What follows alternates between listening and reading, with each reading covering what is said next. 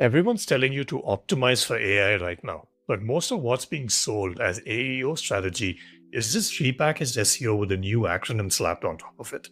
Today, I'm going to cut through the noise. I'm going to walk you through what the research actually shows about how LLMs decide what to surface and cite. And then I'm also going to give you my honest take on what that means for your content strategy over the next few years. I'll be referencing peer-reviewed work, citation analyses from LLM visibility platforms, and a few case studies worth paying attention to. All links are in the description. Now, let's get into it. So what kind of content do LLMs actually favor?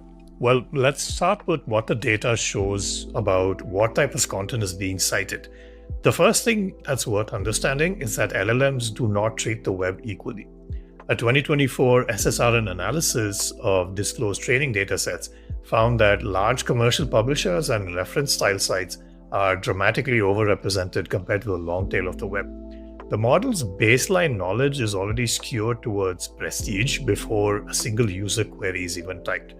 Now, one platform that keeps coming up as an easy shortcut is Reddit, and there's a reason for that. Studies do show that Reddit appears at or near the top of aggregate citation ranking. But there's a problem with the data. It's basically a composition effect. Now, Scrunch analyzed data across 10 industries and found that Reddit's strength in aggregate rankings is largely explained by the fact that it appears across every industry simultaneously. This makes it look dominant. However, it's not often at the top in any specific niche or vertical. In finance, for example, NerdWallet takes a top spot, whereas Reddit comes somewhere near the bottom. In healthcare, NIH dominates and Reddit doesn't even make the top 10. In other industries, Reddit comes close to the top, but is not quite the top source that's being cited. The implication of all this is pretty clear. If you're in a specific vertical, chasing Reddit placements may be less valuable than targeting specialist publishers that actually dominate your space. What does drive citation in a more universal sense is structural clarity. A case study from Geneseo looked at 2,900 odd citations across 946 queries about UK universities and found that pages with explicit headings, module breakdowns, admission criteria, and accreditation details perform significantly better. LLMs are reasoning engines, and they reason better when information is pre-chunked for them. The practical upshot of all of this is don't let aggregate platform statistics drive your strategy. Understand which sources dominate for your specific buyer prompts and then work backwards from there. The next question is, of course, how do citation decisions actually work within LLMs? Understanding that certain content gets cited is useful, but understanding why is far more useful. Now, Ghosh put together a solid explainer on LLM citation mechanics. Their argument is that citation is essentially probabilistic recall that's shaped by three factors. These factors are training patterns, entity confidence, and contextual relevance. Models are more likely to name a source if it appears consistently across authoritative contexts, uses similar language to explain a concept, and is independently corroborated by other sources. That last point is crucial. Cross-document confirmation is a real signal. For example, if three credible sources in your niche all reference you as an authority, the model is more likely to conclude that, within its internal map that you are a trusted source. This is why PR and offsite presence matter in ways they didn't really matter 5 years ago. Something that backs this up is Am I Cited's analysis, which distinguishes between two operating modes. They call this case L, where the model draws purely from parametric memory, and the second one as case L plus O, where it runs live retrieval and builds an evidence graph to weight candidate URLs against each other before deciding what to surface. The upshot here is that your content isn't just being evaluated in isolation, it's being weighed against a network of other documents covering the same topic. And this means structural quality and domain consistency both affect how you score in that comparison. There's also academic work that shows that LLM citation behavior often mirrors the Matthew effect, which is basically already prestigious sources get cited more, and this just reinforces certain existing hierarchies. The takeaway here is that citation isn't neutral or meritocratic necessarily. It's based towards repetition, prestige, and structural legibility. If you're not showing up off-site, you're effectively invisible to the model's credibility filter, no matter how good your content is. Now let's talk about the AEO playbooks that are flooding the market currently. a lot of them deserve scrutiny. A quick caveat first, we are genuinely early in the phase of AI discovery. And even claiming a definitive 5-step framework example for LLM visibility is almost certainly repackaging SEO fundamentals. With that said, let's look at what's been holding up and what hasn't. Now, one particular source, AEO Engine, emphasizes site structure, schema markup, entity-based content, author credibility, freshness, and topical depth. All of these are quite valid. However, they're also just good SEO from 2019. The dataset from this particular source is based on their own customers seemingly, which of course is small and self-selected. Now, another case study from BroWorks, which is a web design agency by the looks of it, documents a roughly 3x increase in LLM citation over 90 days. They say they did this by restructuring content into question-driven sections and aligning with AI chunking behavior. Now, this is directionally credible and tied to a specific intervention.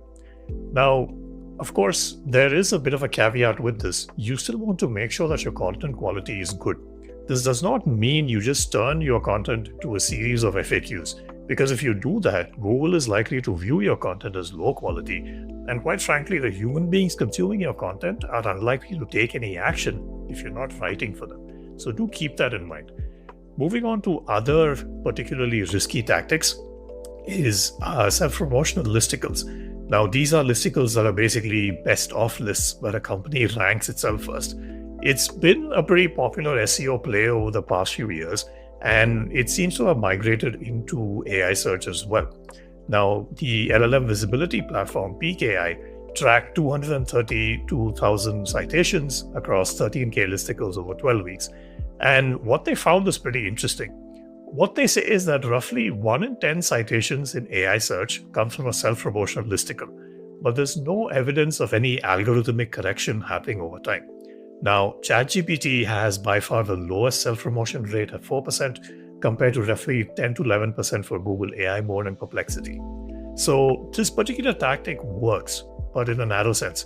It gets through all the retrieval filters, but the reputational risk, the algorithmic risk as platforms catch up, and the better long-term alternatives all make it a poor bet.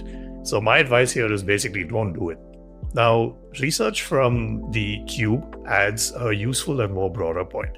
Multimodal signals, such as video transcript, podcast mentions, and third-party research, all of these feed into how brand authority is represented in the model.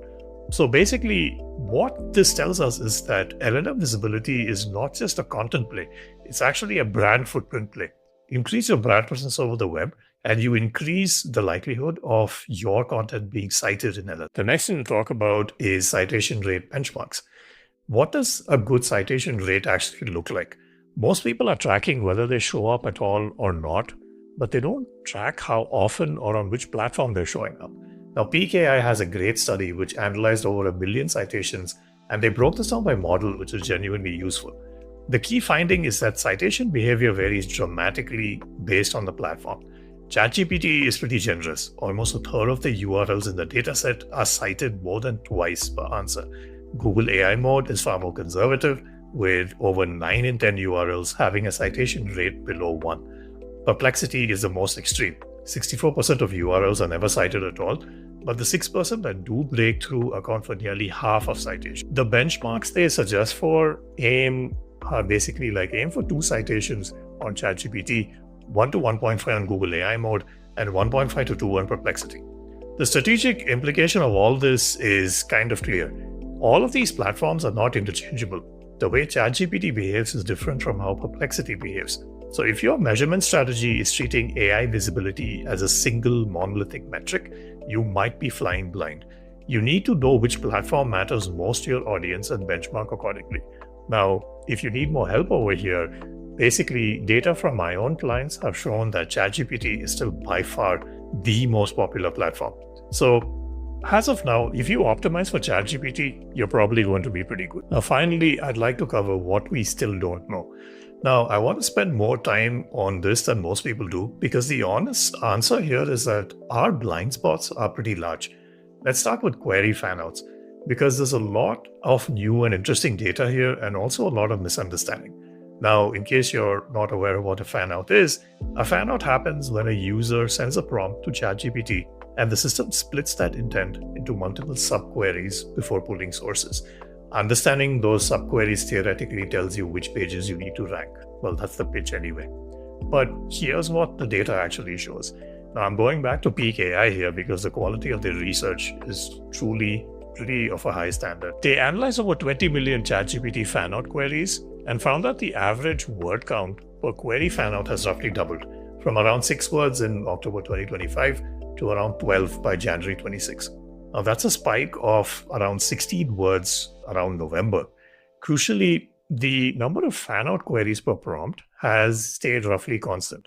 This means ChatGPT is making each individual query more precise rather than simply issuing more of them. What this practically means is generic, broad content pages are going to struggle as these queries get more specific. The content that gets cited will increasingly be content that matches longer tail and more specific intent queries. Now, specificity and depth, are being rewarded at the architecture level, not just as a content quality principle. But here's a limitation I mentioned in the last section, and it's a real one. When an LLM recommends a brand and you then ask it to show you source URLs, those URLs may have nothing to do with why it made that recommendation. The citation request is often processed as a separate query. The model doesn't surface its actual retrieval reasoning. It's generating something that looks plausible. Now, those two things are not the same. Speaking of other traps that you can fall into, Tim Solo, who's the CMO of Ahrefs, highlighted a similar trap on LinkedIn, although this wasn't his intention. Basically, what he found was that LLMs were fabricating URLs when asked to cite sources. Now, his proposed sort of thinking here is that if the model thinks these pages should exist, why don't you use that as a content gap signal? Now, I understand the instinct, but I push back pretty hard on this. When you outsource content ideation to an LLM that only knows your brand through its existing web presence, you're not really discovering gaps. You're randomizing your content calendar based on hallucinated logic. Always scrutinize the methodology behind any recommendation. Don't just jump to conclusions because you think the person recommending it has a pretty credible looking profile. So where are we at the end of all this? Well, here's how I'd summarize it. Each platform behaves differently, citation signals are real but imperfect, and the AEO playbooks that are being pushed right now are mostly SEO with better branding. And the research that's most useful right now is the kind that gives you measurable benchmarks and behavioral data, not frameworks. The brands that win in this environment won't win by chasing AI-specific tactics. They'll win by building what I'd like to think of as a stable presence in a model's internal map of trusted evidence, through structural clarity on page, consistent topical authority, genuine offsite credibility, and content specific enough to match increasingly long-tail queries that LLMs are generating behind the scenes. None of this, of course, is a shortcut. But here's the thing, it's also not new. It's just good content strategy with sharper understanding of how the distribution layer has changed. Now, if you want to go deeper onto any of the specific tactics, I've linked related videos in the description and the cards. If this was useful, share it with someone in your network being sold AEO snake oil right now. See you in the next one.